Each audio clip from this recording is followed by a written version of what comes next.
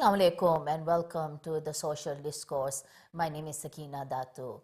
Now, apologies that we are a bit late in coming today due to some technical glitches, and you will forgive us for that.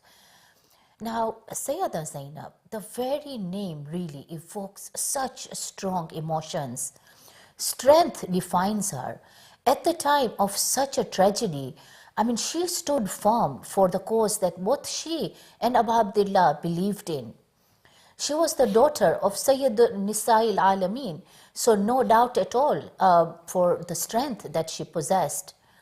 But she was also the granddaughter of Lady Khadija, another rock who stood firm with our Holy Prophet in his mission through thick and thin. There are so many facets of Bibi Zainab alayhi salam that we can spend hours really talking about it for inspiration. But today, I really want to focus on her activism. What strategies did she employ to further the message of Imam Hussein alayhi salam, and how did she succeed in this? And more importantly, how can we today emulate and carry out the activism that she started, and so that we also can see success both in this world and the hereafter? Now, to help me dissect this topic, I'm joined today by Sayyid Mohsin Abbas, who is a journalist, and we also have with us remotely Sister Batul Al-Subaiti. She's an energy engineer and a political analyst. Assalamu alaikum, brother and sister. Thank you very much. So let's just kickstart straight away, Sayyid Abbas. And when we are talking about the activism of Bibi Zainab, what do we mean by that activism, and what does it entail? What did she do? Well, I think her primary role was to reveal truth. The key thing that had to happen after the tragedy of Karbala, Imam Hussein alayhi salam had done his bit. Yeah. He had set out to try to create social reform. He had to make that sacrifice in order to bring people's, if you like, consciences back to life, and to be able to remind people of a problem that had risen in the Islamic imperialism that had effectively been imposed. And I think that had it been just there, the blood of Imam Hussein alayhi salam, that was what he gave to the movement, if you like, the resistance movement. Bibi Zainab gave the message, because you can shed blood, but if the history and the history books and the story isn't told, if the message itself isn't elucidated, if it's not defined, if it's not given some sort of form for future generations, or for that matter for the people who existed at that time, then that blood would have gone to waste. So it's a hugely important role that Bibi Zainab has in terms of her activism from the moment that Imam Hussein alayhi salam and the martyrs are laid in the field and not even allowed to be buried, and the torturing and the kind of the harassment of the children and the women begins, the taunting, the whole abuse literally sort of begins. She is there not only in terms of having nursed the martyrs in their toughest moment, but she's now there as the flag bearer, as the eloquent, as the baligha. That was what she was known as. She was known. So basically, her role was there even before, like you said, the support she gave, for example, to Imam Hussein.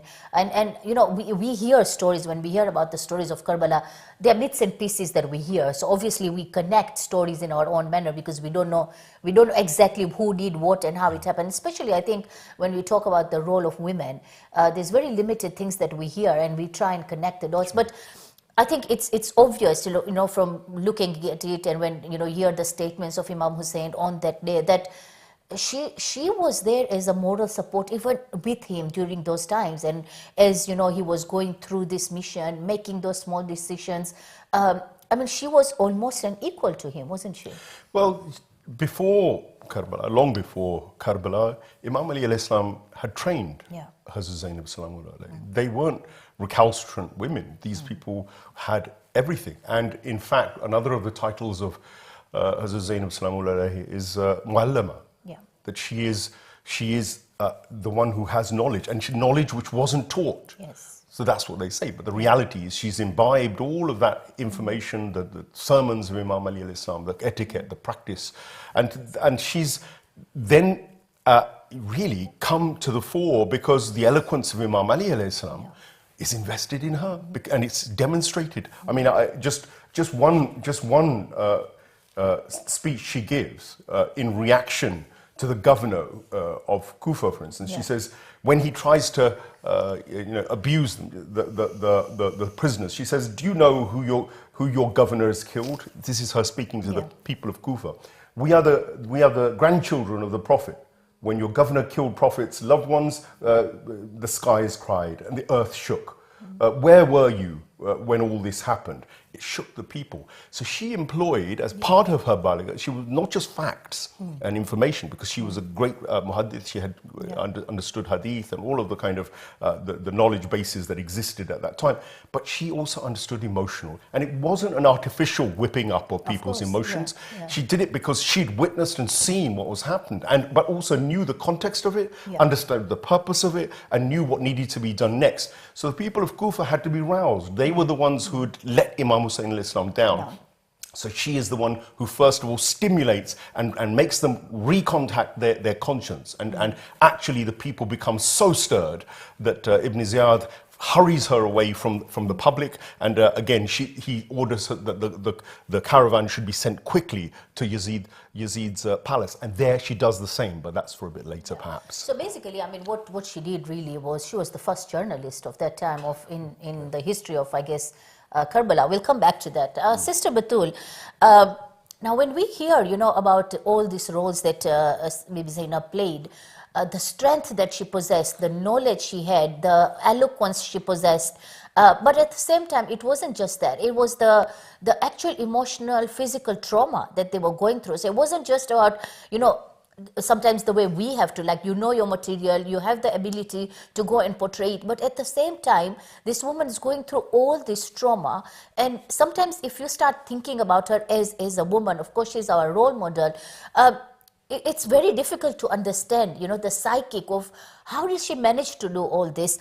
I mean, in terms of all these preparations that she had, how early on do you think was she prepared, and how was she prepared for this role?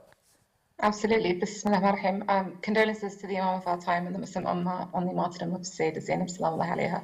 Of course, this is a very important question, and that is, what is the root of ultimately the strength that Sayedah Zainab sallallahu alayha possessed? I mean, ultimately, from as young as she could remember, she witnessed the oppression of her mother, Sayyidah Zahra sallallahu alayha. She witnessed her strength in 40 days knocking door to door, ultimately trying to basically wake the consciousness of the Muslim Ummah to the rights of Islam that had been seized, ultimately. She saw the sermon that her great mother gave, standing in front of all of the Qurayshi men, lecturing them about the values of Islam and how these very values have been usurped. She witnessed the martyrdom of her father, Imam Ali sallallahu alayhi. She witnessed the martyrdom of Imam al-Hassan sallallahu alayhi. So ultimately, that's why we call her al-Masa'ib, ultimately, because it was Sayyidah Zainab sallallahu alayha that bared ultimately the emotional pain, but also what is the source that leads her to the point where she says, "Ma ra'aytu illa jamila." It is ultimately seeing the victory of Islam, because in the material sense, if we want to gauge this materialistically, did the Battle of Karbala succeed? No. But it's the far-fetched and forward vision that she had in decades and decades and generations into the future. So for example, if we look at the modern day movements and how they take inspiration from the Zainabi school, and if we want to ultimately rate the success of her activism, let's look at the manifestations. For example, when you have the leader of the Islamic resistance movement in Lebanon today, who recently said, Israel has fallen. He said, Israel saqatat. This was, famously stated at a time when Israel was at the peak of its might and had just invaded Lebanon. And this was also a time when the resistance party was still very small in number and capabilities, and on the apparent, it seemed very weak. But this conviction that we see today, whereby our leaders would stand in the face of the oppressive systems and would declare with full certainty, not that, oppressive entities like Israel will fall. He specifically said that it has fallen. And they ultimately forecasted the future. And this was at a time when those who hadn't understood this line predicted that the resistance would be defeated, before it would even have the time to develop its capabilities. So this yaqeen, this certainty and this foresight is taken from the same line of Sayedah Zainab salamullahi alayha. It's the line that she drew for us. This complete, this uncompromised iman in Allah subhanahu wa ta'ala, where one sees their condition and still envisions that great outcome of victory and that trail, which is based on the promises of God ultimately. That's what allowed Sayedah Zainab to be strong, and that's what allows the people and the men of God today to be strong, is believing in the promises of the Quran when Allah subhanahu wa ta'ala says, وَمَن يَتَّقِ اللَّهَ يَجْعَلْ لَهُ مَخْرَجًا, and whoever fears Allah, He will create a way out for them. This demonstrates and ultimately illustrates the depth of awareness of the Islamic movement that ultimately began through all of the Anbiya, to Khatam al-Nabiyyin, through the Imams, and is continuing today. This is the movement of humanity that results in these grand actions that creates the influence that it leaves on societies to come ultimately. Absolutely. And that's, just to pick up from there, Said Mohsin, the strength that we see, like in Bibi Zainab, it wasn't just the strength, it was the strategies that were put in place, yeah? Now, of course, like I said, she was a journalist of her time, because that's what we do. And it's not enough, like, for events to happen if you're not able to give context to them, you're not able to tell people what's happening, then that becomes a secluded issue. We talk about, for example, Palestine, whatever happens there, people are sacrificing a lot. But if that message remains there and it's not told to the world, then there's little that happens. But what do we learn in terms of strategizing? Like, was this, like Sister Batul is saying, was this just manifested from Allah subhanahu wa ta'ala, that she was taught and she knew how to do? What does she do of her own accord, in terms of her ability to not just to know that this is the message, but the way she strategizes in terms of how it has the maximum impact? I think, first of all, she was, even though she was emotionally, of course, in a hugely kind of dark space, no doubt, they were human beings and they had these emotions which were probably deeper than ours, because to see the sacrifice and death of the perfect man, Imam Hussein was the perfect man. It's okay, we might see other people die, but why is it that Bibi Zainab would have had a harder role in dealing with the trauma or the emotion of that? Because she was dealing with innocence, absolute, infallible, pure innocence in the main. And therefore, the hurt and the pain is that much more. But of course, her belief in the divine and her mission, I think, there are so many riwayats which talk about how the Prophet Muhammad, peace be upon him, told the family what was going to happen to Imam Hussein al-Islam. This was not something that happened out of the blue. The prophecy had come. Imam Ali al-Islam knew about it. Hazrat Fatima Zahra knew about it. Bibi Zainab knew about it. They knew what they were doing, that there was a mission that was going to be calling on them to of course, re-enliven the ummah. So she's clearly thought about this. Pre-thought. And Imam Hussein al-Islam has probably spoken about it. So I don't think it's all intuitive. It's actually the fact that how do you deal with these people who have lost their conscience, who are laughing and gloating at the victory of so-called victory of Yazid? How does she respond there in the moment? That's very important, because the courtiers and the people who were around Yazid, whilst they may have sold out financially and economically to the system, deep inside them, there was still a stir of connection with the Prophet and his message, peace be upon him. So when Bibi Zainab goes for the jugular, and the jugular is, she talks about the lineage. Now, this wasn't because she was going to be arrogant or proud about her lineage, but she knew that the courtiers and the way that the tribal mentality and the re-emergence of that tribalism within that imperialistic structure had come about. She needed to speak to them in the language they understood. They were haughty about their status, about their value, their nobility. So she said, well, is any of you basically as noble as the household we come from? Do you love the Prophet? Do you understand the Islam that you're following? Well, we are the grandchildren. We are the carriers of that message. We personify that message. And here we are, without veils, tortured, beaten, and murdered before you. What are you going to do about it? So she did go about that with Yazid. She confronts him with exactly that same narrative. So in terms of activism, the first thing she does is prick the conscience of the individuals. From there, of course, that creates a commotion. It creates a mood within Damascus and beyond. That what has happened has been a crime, and yet people start murmuring about Yazid and his Jahannami qualities now. Absolutely. So, of course, as revolt is brewing, as tensions growing, as people are beginning to mourn and feel like they don't want to be participating in this zulm, in this tyranny against the household of the Prophet, it's all because Bibi Zainab's words were so powerful and struck so hard that Yazid was forced ultimately to compromise and allow the Ahlulbayt to go. And this is the other thing Bibi Zainab was doing. Part of activism is also to protect yourself and others around you. She did it through that eloquence. They were going to kill Imam Zainul Abidin al-Islam in Kufa. Ibn Ziyad gave the order that immediately he saw the Imam and he wanted him murdered. It was Bibi Zainab who jumped in and said, look, do that over my dead body, basically. Do you know who you are? And again, she gave that same speech about these are the grandchildren of the Holy Prophet Muhammad. And then the audience that was listening, it would have been suicide for them to actually have gone any further than they already had. So I think that her strategy, the first stage of her strategy, is very much about connecting people's emotions and conscience. This is very important. Even in modern day activism, you can get into facts and figures, but the fact is, people being killed, tortured, murdered, maimed, we become desensitized to it today. Absolutely. The news today makes us think that, oh, that's just normal. You know, people are dying in Turkey. Okay, that's an earthquake. But in terms of other zulm, let's think about Yemen. When people think about people dying in Yemen today or Palestine, are they able to really? Does it penetrate? Does it go into the heart? It needs somebody to tell them not just news, not just khabar, but you need to be able to evoke the emotional reaction and get their humanity back so that they understand that one life, one child is not enough. It's too much.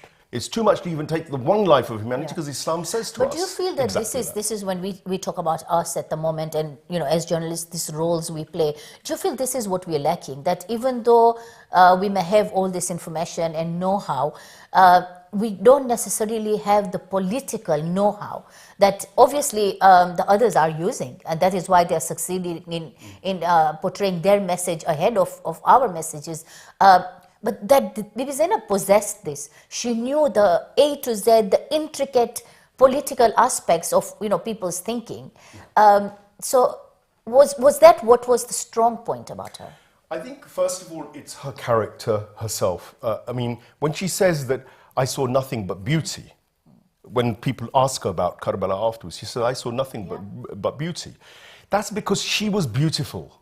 Beautiful in terms of her character, in chastity, in terms of her sincerity and her loving and her kindness and generosity. The virtue ethics, the character of the Prophet was there. It was there. And I think this is the first thing, as any activist who really is worth their salt should really understand, is that first you must have a character which is believable. People must have credibility in you and your word. So your honesty has to be there. The trouble with most of our media these days is it's morally compromised. Moral relativism, doing things because the corporate pay packet will allow you to do certain things and not other things.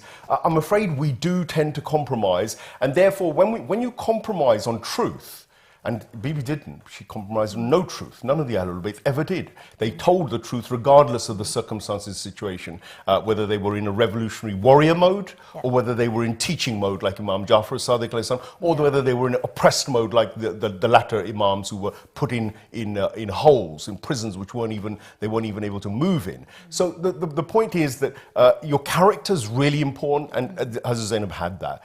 Then in terms of your strategic thinking and the way you express yourself, Hazrat Zainab had dars. She used to run classes in Medina Before Karbala, she was well known as a teacher. She would have women gathering regularly, and in those gatherings, she would teach. So she had that art of being able to communicate and to organize. So we need to teach ourselves strategies like organization, discipline of how to sort of develop things, and sincerity. But also, we must have fear. So we must have courage and not be fearful. Because you can have all the qualities of organization you like, you can know the message, but if you're a coward, and you are constantly making excuses, either, oh, the government will arrest me, oh, I'll get banned from social media, oh, I will lose my job. You can make a million excuses not to be a real sincere activist. And there are different kinds of activism that you've got to explore, and be strategic, be tactical, but also don't let it veer towards cowardice where you do nothing, because that's unforgivable. I think that's a really important issue right now. Sister Batul, I'll bring you in on this, because I think this is one of the major issues we are facing today. And, you know, sometimes when you are too vocal, it just isn't about not having the courage, but it's a fact that, you know, when you speak out too much, you might lose all the platforms around you. And then you just don't know, I mean, how do you get your message across if all the platforms are taken from you? Now, when you look at Bibi Zainab, you know, what do we learn from there? I mean, she didn't worry about the platforms or anything. Obviously, her platforms were a lot more difficult and challenging than we can ever imagine. Was it just the certainty of her message, her trust in God? What was it that she could stand up against Yazid and just not worry about anything at all? And why are we not able to get to that stage? Right, absolutely. It is called the greater jihad for a reason. You know, so we have the hadith from the Prophet ﷺ where he says, أكبر جهاد كلمة حق عند إمام الجائر. The greatest jihad is to say the word of truth in front of an unjust ruler. And what a better school to learn how to do that than the school of Sayedah Zainab salamullahi alayha, where she was literally facing the Yazid of her time, and was giving this grand khitab that was so precise when she was at the weakest point. And anyone that would look at the situation, the onlookers will say, that's it, you know, the message of Islam is gone. But it is because of her stand that Islam is preserved for us. So ultimately, it's called jihad for a reason. It's not supposed to be free from difficulties. Jihad is to strive against an opposing force. So if we're actually living in comfort and there is oppression going on, then something is wrong. And we should actually be worried about ourselves. And ultimately, I would say that this activism, first and foremost, of course, it is for Allah, but we should also be doing it for our sake, because we want to be a part of this caravan of justice. You know, there's a very famous ayah from the Quran that says, Bismillah ar-Rahman ar-Rahim, O you who have faith, should any of you desert his religion, or let's say not act upon the commands of their religion, Allah will bring a people whom he loves and who love him. They will be humble towards the faithful, stern towards the fearless. They will wage jihad in the way of Allah, not fearing the blame of any blamer. And Allah grants this grace to whomever he wishes. So ultimately, it's on us to be a part of that movement, because whether we join that movement or not, the Hujjah will be coming and he will liberate. So ultimately, it's in our interest to be a part of the extension of this line, which is the line of the Anbiya. All of the Anbiya stood against the Tawaghit and the oppressors of their time, and ultimately were killed because of that. You know, the Quran mentions that over 70 Anbiya would be killed at one time, for example. The same with all of our Imams, the same with Sayedah Zahra sallallahu alayha. So of course, I understand that as human nature, some may hesitate because of the difficulties that come alongside the carrying out of these duties. You know, some may feel like, for example, we are few, there's so many of them, you know, who's actually going to listen? But one way that Allah subhanahu wa ta'ala throughout the Quran helps us on our journey and motivates us is actually by presenting the different promises to the faithful and to those who are God conscious. So, for example, he says that, those who were certain that they would encounter Allah subhanahu wa ta'ala said, how many have a small party overcome a large party by Allah subhanahu wa ta'ala's will? كم من فئة قليلة غلبت فئة كثيرة بإذن الله. Again, in scientific terms, in materialistic terms, the logic cannot comprehend this kind of victory. But ultimately, it's hinged on the idea that truth is ultimately the only thing that will prevail, because reality rests on that truth, and falsehood is bound to perish, you know, or the promise of وَمَن يَتَّقِ اللَّهَ يَجْعَلْ لَهُ مَخْرَجًا. Whoever is wary of Allah, He will make a way out for them. وَيَرْزُقْهُ مِنْ حَيْثُ لَا يَحْتَسِبْ. And He will actually provide for them from where do they not even encounter, like you don't even expect, and this rizq will come to you. So here, Allah's ultimately giving us hope that if we find ourselves in tricky situations, taqwa here, the taqwa of Allah, the God-wariness of Allah subhanahu wa ta'ala, if we stick to the red lines of Allah subhanahu wa ta'ala and the boundaries that He wants us to ultimately be in, and what constitutes our Islamic duties, taqwa is actually a way to break from the chains that are holding us down. It's a way to break from the darkness so that we may, you know, transcend to higher levels. And then Allah subhanahu wa ta'ala goes on to say, وَمَن يَتَوَكَّلْ عَلَى اللَّهِ فَهُوَ حَسْبُهُ. Ultimately, I think that's just the cherry on top, right? It's whoever trusts Allah, Allah will suffice you. That's it. Absolutely. And it's recognizing that ultimately He is always in charge. So it's supposed to be something that motivates us, rather than something that should ultimately be pacifying us. And that's the big question, isn't it? I think all of us who have maybe worked in those kind of atmospheres where we've sometimes put ourselves in tricky situations, I mean, the one thing you come to learn from that is that ultimately, if you're doing it for Him and that is your intention, He opens the doors. A lot of doors may close for you, but you're surprised from where the doors open because your intention is just Him. You're focused on Him.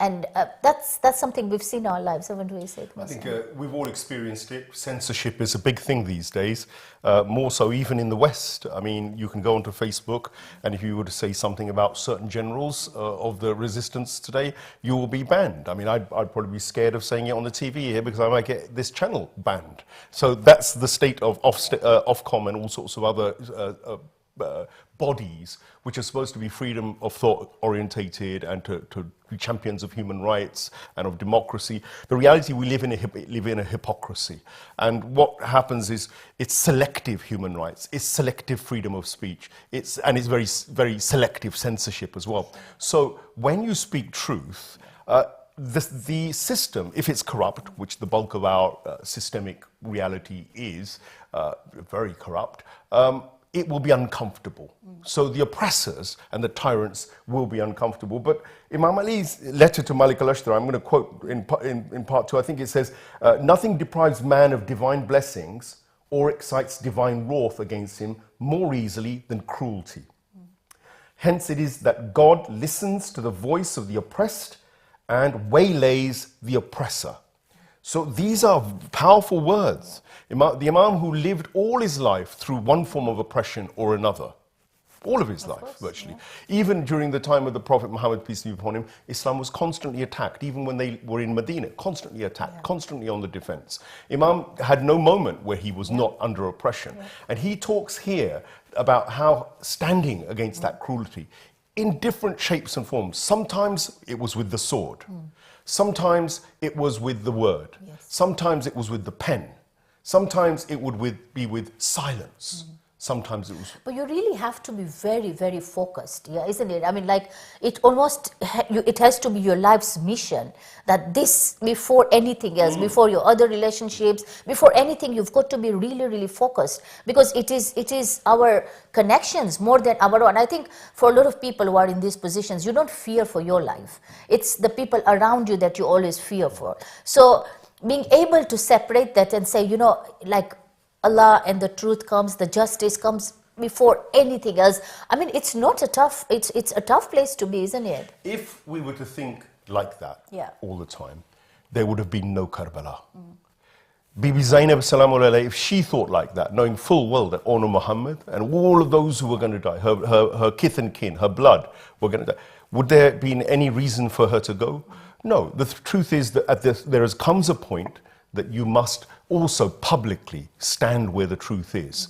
And I think that there are so many occasions, you know, we can do it on different levels, from the most minor level of like opposing, you know, unjust taxes. It can be something as simple as that. I mean, let's bring it down to other levels. People have different capacities. So if your capacity is to oppose the tyranny of, I don't know, low wages of people today, if it's the tyranny of poverty, Imam Ali said, if poverty was a man, I would kill it. Yeah. So even if it's tackling that kind of tyranny, you know, if you're tackling the tyranny then on a broader scale of foreign policies, for instance, of a lot of the secular neoliberal nations, if you had to stand up for the people, where does your loyalty lie? Do you stand for the Mazloom, the oppressed, or do you stand in silence, allowing the oppressors to get away with what I personally have never been able to, be able to resolve my conscience on that level, even on the media level. Now, it does get to the point where if I was asked to some of the mainstream channels, the likelihood is they'd go and look at the Facebook, they look at social media,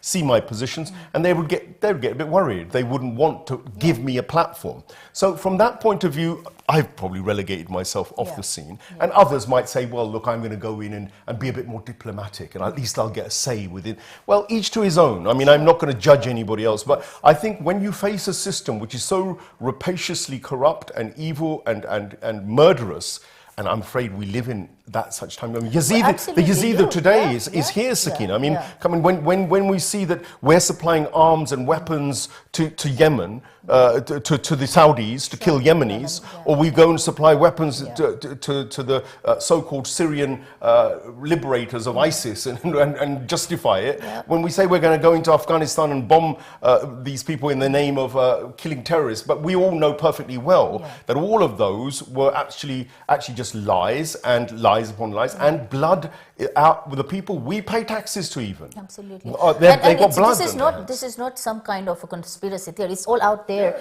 in public domain. But, you know, again, we are living in this cancel culture that you mentioned, for example, that if you've worked for certain networks or if you've worked on certain subjects, then your chances of working in mainstream, as you mentioned, become almost nil. There's another issue here. That's a power they have. If you succumb to wanting their platforms, the platforms of the tyrants, Bibi Zainab used Yazid's platform in the courtroom.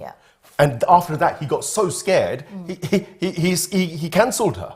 They bundled her out, pushed her off to wherever, and she was under house guard, but they still did the work. Individually, people came, they still got the message. So she went at the level that she could, and people were coming, they were getting the message. She continued disseminating that message, and that's a message as well, because today we've got the social media and we think we've got to get likes and we've got to get exposure and we're doing good because more people will see. The truth is, maybe at that point when they censor you that much, go back to the basics. They can't stop you talking. They can't stop you writing a letter. Of course, Imam Zainul Abidin walked through his book of du'as when after Karbala they were not able to speak out as did Zainab Salam alayha, she basically wrote Marsiyas. She established the Azadari. She established those movements of resistance, which today emotionally and in every other way pull people to the cause of Imam Hussein in a way like moths to a burning candle, you know. And so I think we've got to take the message that there are many ways to continue giving this message. But simply hiding is unacceptable. Absolutely, and of course, I mean, you know, Karbala in the year, it's the time when even if we've forgotten a bit, you know, the revival comes in, and you know, it's a miracle of its own. Sister Batul, we've touched on a little bit about the cancel culture and the culture here within the West, but this is not limited. It would be unfair to say that, you know, these kind of issues or the resistance only exists here, because some of the major problems we have is really from Muslim countries. Because if problems that happen in the Muslim world, if Muslim countries stood up for them, we wouldn't even need to be talking here. So this problem is a lot wider than just talking about the West, isn't it? Absolutely. I think crucially, we always need to not only remind ourselves of the promises of God, but we ultimately need to remind ourselves of the success of this line. So I think ultimately we see that the Islamic Republic of Iran, for example, has triumphed today, you know, facing the maximum pressure campaigns that were waged against them by the West and continue to be waged, precisely because of the fact that they have took on the Islamic principles that, overshadow their nation's interests and have walked through with that. So ultimately, this line is an eternal line. And if we take up on this line, it will ultimately lead us to victory, even though things might seem bleak. So for example, if we want to talk about, the success of the activism of Sayedah Zainab salamullahi alayha, let's look at her colossal legacy. Let's look at her colossal influence. There are, for example, historians who state that, she passed by Egypt, Misr, after the advent of Karbala. And although, some Shias dispute this, what can't be disputed is that until today, we see the unique condition of Egypt in terms of the reverence and the love that they hold for her. So for example, you have the maqam of Lady Zainab in Egypt. That's a destination for Sunnis and Shias who love the Ahlulbayt in a Sayedah Zainab neighborhood in South Cairo. But this points towards, and is proof of the colossal purity of this great lady that leaves behind this kind of colossal influence, and that wherever she's thought to have gone, her remembrance is alive, even after a millennium. And so, the dynamic movement of this great lady, it spread throughout the lands, from Iraq to Syria to Egypt. This was through her tabligh, and this is through jihad al-tabyin that she did in the affairs that she put forward, and, her speeches. So for example, when she famously, faces Yazid, and she states with full conviction, seeing the future vision ahead of her. Again, these are all examples for us today, in standing up to confront that oppression and to develop that sense of conviction and remember the promises of God. She famously says to Yazid, plot your plans and strive however much you can, for by Allah you will never erase our memory or kill our revelation or understand our reach, for your word is only weak and your numbers are only few. So, this speech of hers that was so grand and precise and courageous that ultimately forecasts the future was said at a time when, she was at her weakest point. And again, this is something that Sayyid Mohsen Abbas brought up as well, when she says, "Ma ra'aytu illa jamila," I saw nothing but beauty. That is someone who knows that regardless of which situation you find yourself in, if you protect the red lines of Allah, He will find a way out, and He can take you all the way to, become amongst those whom He sees His commands through. You become a tool for the completion of His message. So it was the blood of Imam Hussein that was the baqa for this religion. And it was ultimately the struggle of Sayedah Zainab and Imam al-Sajjad that brought it to its fruition. But then Sayedah Zainab, continues to tell Yazid, فَمَا فَرَيْتَ إِلَّا جِلْدَكَ وَمَا حَزَزْتَ إِلَّا لَحْمَكَ. Remember, you have only cut your own skin and your own flesh to pieces. And she's ultimately saying that with this event and the actions that you've committed, you've only killed yourself, not us, because this line of haqq, of truth, is eternal. Because with this, you have only brought upon shame to yourself for eternity in ways that are unimaginable. And at the same time, she envisions the beauty and the martyrdom of Sayyid al-Shuhada that will revive and consolidate the pure and original Islam. So that's, for example, in the same way that today we say illegal entities like the Zionist regime, they've killed themselves by virtue of coming into this existence, because its foundation is unjust. Its foundation is batil. God's promises, in al-batila kana zahuqa. Falsehood is bound to depart. Oppression can never sustain itself. And that is because oppression is unnatural. So this depth and foresight is one aspect of the dimension of Sayedah Zainab salamullahi alayha that's worth alluding to. And it's that kind of foresight that we should develop. So when we call out injustice and oppression, we should realize that ultimately you have nothing to be afraid of when the truth is ultimately on your side. Absolutely. Now, this is where I think we have a major problem, said Mohsen. The way we bring up our women, or rather the cultural aspects in which, women are raised, the tone of Bibi Zainab and the words that she's using, we are often told not to be that bold. I mean, when you're growing up, you are supposed to, use emotions, sweet words, but we see that when the need is there, and we saw that in Bibi Fatima when she had to fight for Fadak, and then we see it very, very obviously in Bibi Zainab in the way she's fighting. Do you think there was a specific reason why, for example, she is the one as a woman in that era when women were treated like absolutely nothing, that she is taking on this role despite the fact that Imam Zainul Abidin is there with her? Well, I think there is something definitely in that. The patriarchy that existed in the Jahiliyyah pre-Islamic period was reintroduced by the likes of Muawiyah and by Yazid and subsequently all the Umayyads. In fact, one of the major problems is that the Muslims are still suffering from that kind of drunkenness in kind of a patriarchal misogyny almost, right, at times. Because yes, there is a time and place, and yes, there are roles for men and women, especially within the family. Those are all acknowledged, and we understand those. But there's a balance, and also that you can't label all women with the same label. Not everybody is exactly the same.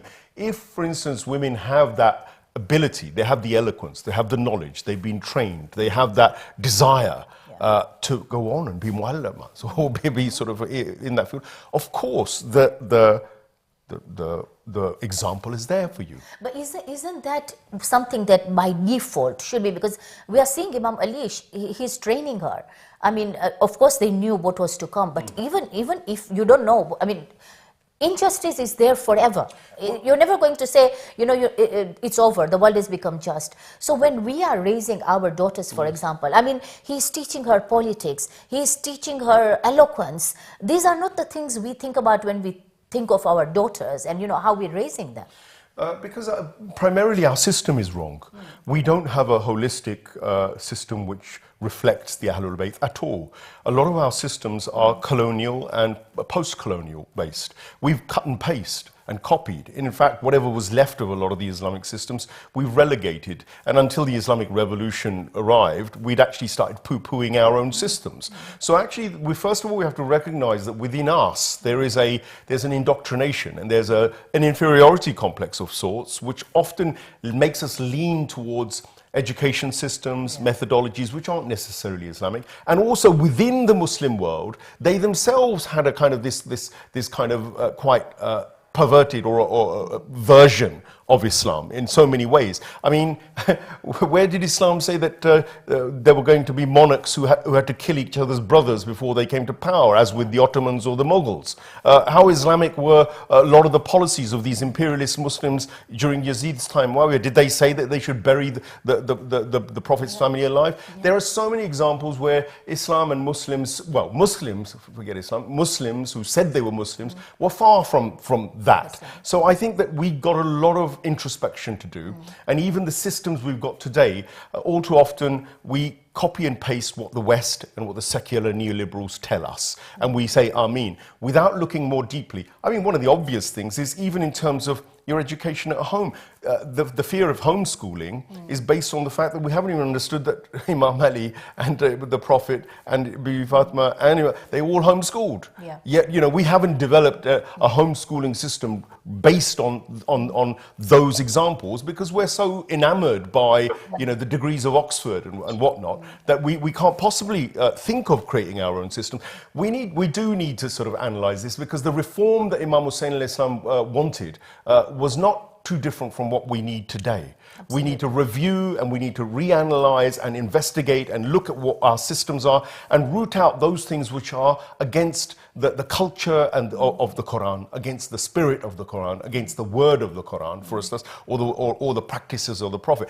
We compromise on interest. We compromise on education techniques, as I've said. We compromise on whether we should speak out for the oppressed or not. There are many things that Muslims compromise on in terms of morality as well, you know, which we need to do need to introspect on. And the Ahlulbayt and Hazrat Zainab salamullah alayhi are the primary sources for us to go back and cross-reference to see what they did and then see what we're doing. Yeah. If the difference is vast between what they did and what we did, whether it's systemically in terms of our communities or our societies or our nations, or it's on an individual level, then we must actually redress and we must train ourselves back to where that they were. Sure.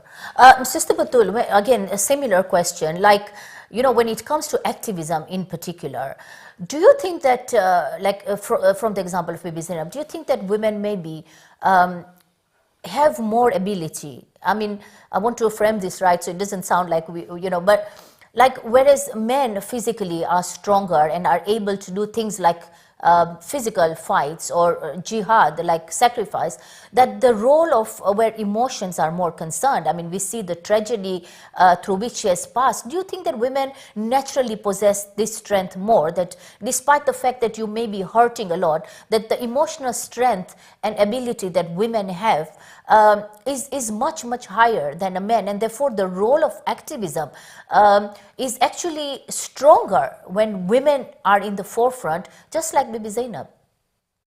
That's, I think that's an exceptionally good question, because ultimately the Zainabi model reflects this great lady's eloquence. It reflects her depth of awareness, her vision, her strength, her dynamism, her purity, the notable influence that she left behind her. She was that complete individual. Yes, she was under the wing of the Ma'sumin, but her presence was complete and was not as an extension of or covered by the presence of anyone else.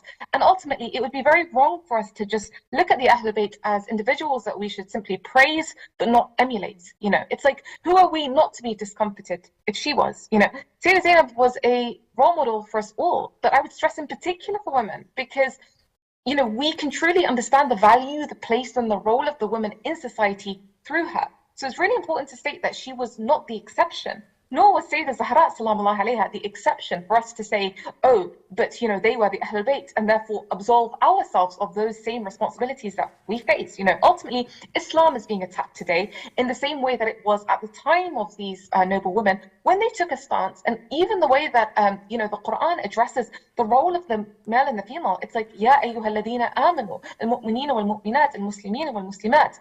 So ultimately, just to center this back to Sayedah Zainab salamullahi alayha as that perfect model, it's so important that we get this right. To play the colossal and the impacting role that she played in the presence of the Imam of her time. So Sayyid al-Kalam, Imam Ali ibn al-Hussein, who has wilaya over her, was with her. She was a woman. She was the auntie, the sister, and the daughter of an Imam. She doesn't say that to defend Islam's position in the court of the oppressed is the duty of men, or that I shouldn't be seen, or my voice shouldn't be heard, or that the Imam should be the one to speak, or should be given priority to speak. So what does this tell us? This tells us that, or it gives us an indication rather, what is the position of the real and pure Islam, where Allah subhanahu wa ta'ala has created the male and the female in a way that each has the responsibility to do whatever is in their capacity to be at the service of the religion. And there's no preference whatsoever between a male and a female in regards to who should carry the mission forward. Likewise, we see the same with Sayedah Zahra sallallahu alayha. Her jihad al-tabeen, her stances and her speeches. She was the daughter of the Prophet. She was the wife of Amir al-Mu'mineen. She was living in the era of the two best men in the whole of creation. But despite this, she maintains her own movement and her own activism, which shows that, the presence of the Prophet and the Imams who had wilaya over her doesn't cover or take away from her presence.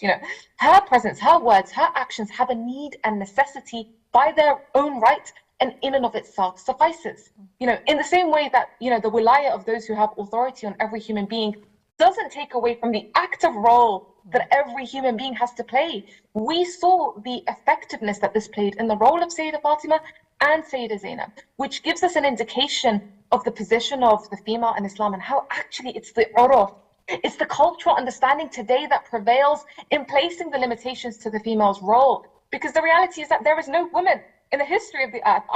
I contend anyone to come forward and to say that from the east to the west, is there any woman who has had the effectiveness and the influence in such a way as Sayedah Zahra, as Sayedah Zainab sallallahu alayhim, whilst facing oppression?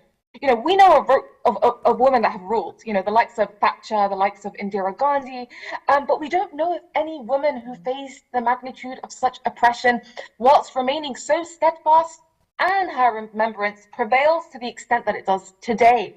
So this is the real Islam. This is the Islam that doesn't limit the political, the social, the vocal role of a woman. And this is actually the greatest proof that Islam calls on all women to stand up and to take action by virtue of the fact that the leaders of such the movement and actions were women. But unfortunately, we do see that the reality today is that even women in the Islamic arena who come from, scholarly families with religious figureheads, they're less active than you can argue they were at the time of the Ma'sumin. Women aren't encouraged nowadays to engage in public platforms, and we have this culture, I would say, that actually covers the Sharia at times. Of course, we've got unique exceptions like Shahida bint al-Huda, who was, distinguished and was an all-rounded personality in her own right. And of course, it would be a mere injustice to reduce her to the sister of Shaheed Muhammad Baqir Sadr, or as an extension of that fountain of knowledge. But the point here is that the exemplar and the pure Islam does not distinguish between the genders when it comes to this kind of activism. And it's actually the cultural barriers, I would argue, that places those kinds of limitations. Absolutely. And I know, and I don't want to get into, some kind of a fiqh masails here, but it does always, really, I feel astounded when I hear some of our women scholars, and specifically if they are from, families of the Maulanas, and that there is, if they would give a lecture or they would preach and they would say this should not go public, or that men should not hear our voices, and there's a lot of that, and it just sometimes you think that if your role model is Sayedah Zainab and she's speaking out in, she doesn't have her hijab on, you are talking in a manner that you are, you have your hijab on in a very dignified manner, you are giving out a message. Why do you censor yourself to, your message not going to men? But I think that's a topic for another day. What I wanted to know from you, Sid Mohsen, is do you feel like we reduce Bibi Zainab to a model for women? Because whenever we're talking about her, we are just talking to women, and she's not just a model for men. How is she seen as a model in the men's world? I grew up in a matriarchal household. My mother, my aunts, they were part of a wider, if you like, spiritual order, and people would come to them. The men would sit on the ground, and they didn't have the courage to look eye to eye, as if the way men would look in a bad way at women. It depends on the woman. It takes two hands to clap. If your mannerism, your ada, your kind of the way you carry yourself, your presence, your whole demeanor is giving that vibe of gravitas and of seriousness and of purpose, men will get that message. They'll understand. So the thing is, I'm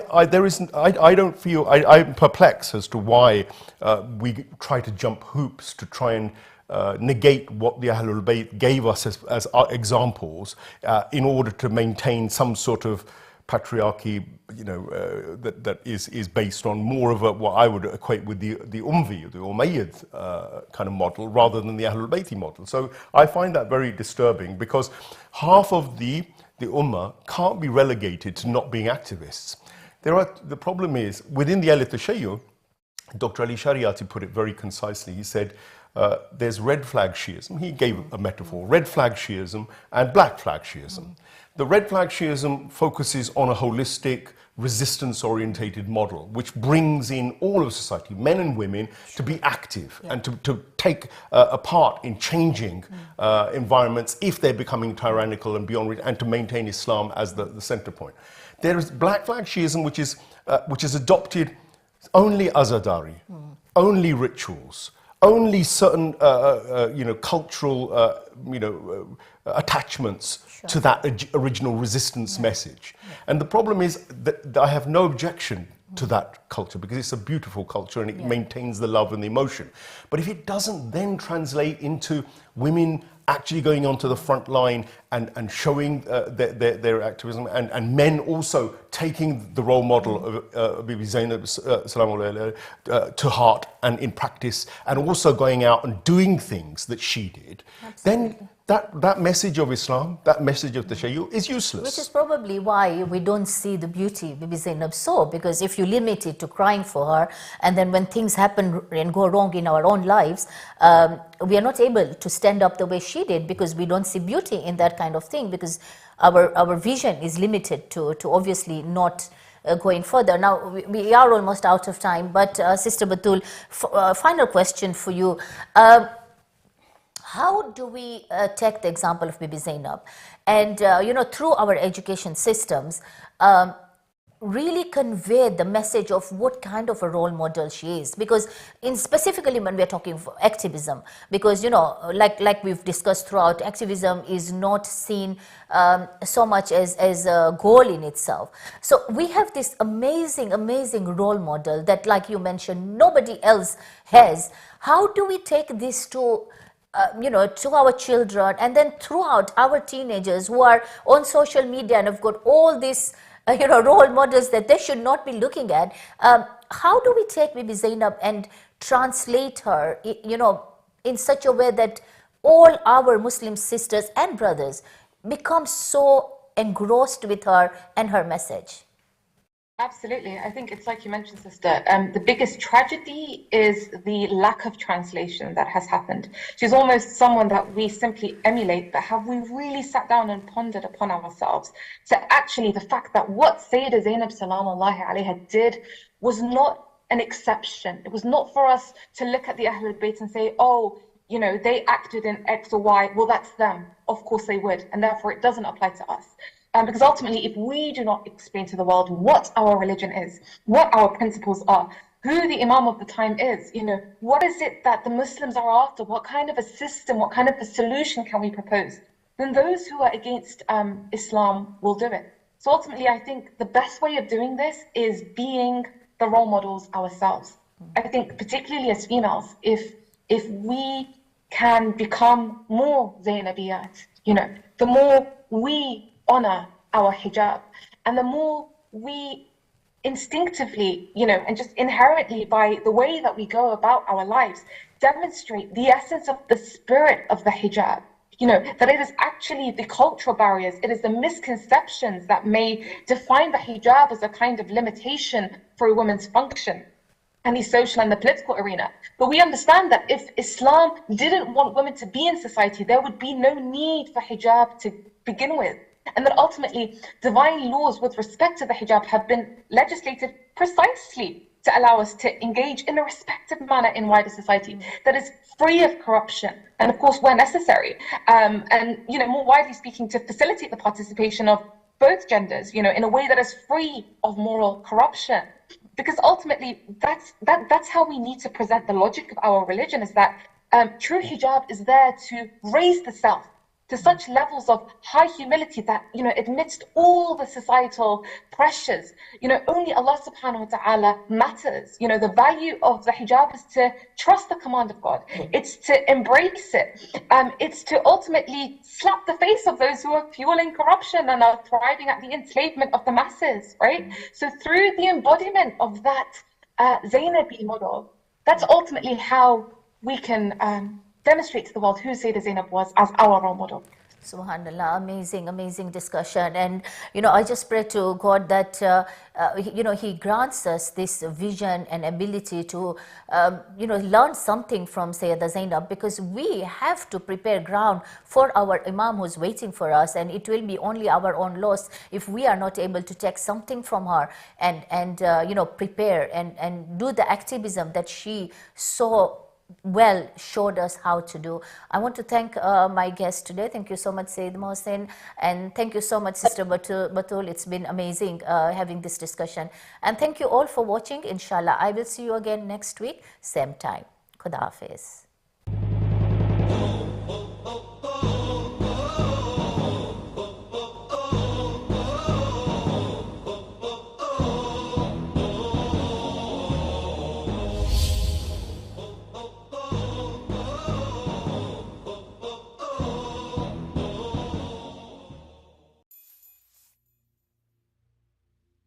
Trust has two parts. One part is to do